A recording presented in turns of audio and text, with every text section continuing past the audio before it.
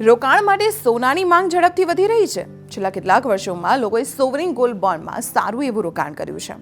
શાનદાર રિટર્ન જોઈને લોકો હવે રોકાણના નવા વિકલ્પો શોધી રહ્યા છે.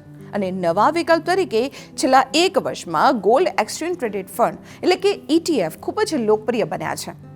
મ્યુચ્યુઅલ ફંડ ઉદ્યોગ સંગઠન એમ્ફેના ડેટા અનુસાર 2023માં વાર્ષિક ધોરણે ગોલ્ડ ETFમાં રોકાણ 6 ગણું વધીને 2,820 કરોડ રૂપિયા રહ્યું.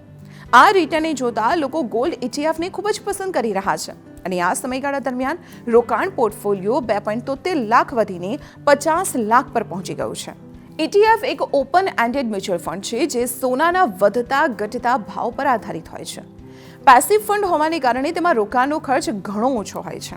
આ રોકાણમાં ફંડ મેનેજરે બહુ વિચારવું નથી પડતું. તે માત્ર બુલિયન માર્કેટના ભાવ પર નજર રાખે છે. તમે આ સ્કીમમાં એક યુનિટમાં પણ રોકાણ કરી શકો છો. ETFમાં એક યુનિટનો અર્થ હોય છે 1 ગ્રામ સોનું. ગોલ્ડ ETFનું ખરીદ વેચાણ શેરની જેમ BSE અને NSE પર કરી શકાય છે. જોકે તમને આમાં સોનું નથી મળતું. જ્યારે તમે આ રોકાણમાંથી બહાર નીકળો છો ત્યારે તમને તે સમયે સોનાની કિંમત જેટલી રકમ મળી જશે. ગોલ્ડ ETFમાં રોકાણ કરવાના ફાયદા શું છે તેના પર નજર કરીએ અને સાથે જ તમારા પોર્ટફોલિયોમાં તેનો કેટલો હિસ્સો હોવો જોઈએ તે પણ સમજીએ. તો personal finance expert Jitendra Solanki કહે છે કે પોર્ટફોલિયોને ડાયવર્સિફાઈડ કરવા માટે પોતાના રોકાણમાં સોનાનો જરૂર સમાવેશ કરવો જોઈએ. પોર્ટફોલિયોને ઊંચી મોંઘવારીથી બચાવવા અને સુરક્ષિત રોકાણ માટે સોનું એક સારો વિકલ્પ છે. તમારા પોર્ટફોલિયોમાં કુલ રોકાણના 10 થી 15% ફાળવણી સોનામાં હોવી જોઈએ. હાલમાં સોનામાં રોકાણ કરવા માટે 2 સારા વિકલ્પો છે. પહેલું છે સોવરિન ગોલ્ડ બોન્ડ અને બીજું છે ગોલ્ડ ETF. સોવરિન ગોલ્ડ બોન્ડમાં તમારા પૈસા લાંબા સમય સુધી બ્લોક થઈ જાય છે, જેના પર રોકાણમાં લિક્વિડિટી નથી રહેતી.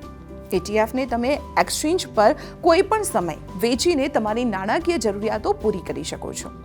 તેથી જો તમારે સોનામાં રોકાણ કરવું છે તો તમારે 60% હિસ્સો ETFમાં અને 40% સોવરિન ગોલ્ડ બોન્ડમાં રોકાણ કરવું જોઈએ. રિટર્નની દ્રષ્ટિએ ગોલ્ડ સાથે સંબંધિત આ બંને વિકલ્પો સારા સાબિત થઈ રહ્યા છે.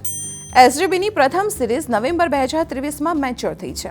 8 વર્ષના લોક-ઇન પિરિયડવાળા આ બોન્ડમાં રોકાણકારોને વાર્ષિક 12%થી વધુનું રિટર્ન મળ્યું છે. જો આપણે ગોલ્ડ ETF વિશે વાત કરીએ તો ACE મ્યુચ્યુઅલ ફંડનો ડેટા દર્શાવે છે કે ટોચની 10 સ્કીમનું રિટર્ન 8.61 થી 9.92% રહ્યું છે. 3 વર્ષનું રિટર્ન 6.96 થી 7.83% અને 5 વર્ષનું રિટર્ન 12.97 થી 13.47%ની વચ્ચે રહ્યું છે. સુરક્ષિત રોકાણ વિકલ્પોની સરખામણીમાં આને સારું રિટર્ન કરી શકાય. ગોલ્ડ ETFમાં રોકાણ કરવા માટે તમારે ડીમેટ ખાતું ખોલાવવું પડશે. જ્યારે તમે સ્ટોક એક્સચેન્જમાંથી ETF ખરીદશો તો ડીમેટ સાથે લિંક્ડ બેંક એકાઉન્ટમાંથી યુનિટ જેટલી રકમ કપાઈ જશે.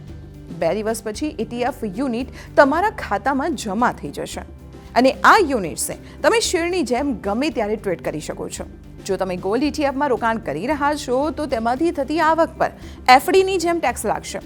1 એપ્રિલ 2023 અથવા ત્યારબાદ ખરીદવામાં આવેલા ગોલ્ડ ETFના યુનિટના વેચાણથી થયેલી આવકને શોર્ટ ટર્મ કેપિટલ ગેઇન ગણવામાં આવશે. હોલ્ડિંગ પિરિયડ ગમે તેટલો હોય, એટલે કે જો તમે તેને વેચો છો તો તેમાંથી થતી કમાણી તમારી વાર્ષિક આવકમાં ઉમેરવામાં આવશે, જેના પર તમારે સ્લેબ મુજબ ટેક્સ ભરવો પડશે.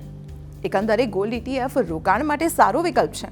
પોર્ટફોલિયોને મજબૂત કરવા માટે આ રોકાણનો જરૂર સમાવેશ કરવો જોઈએ.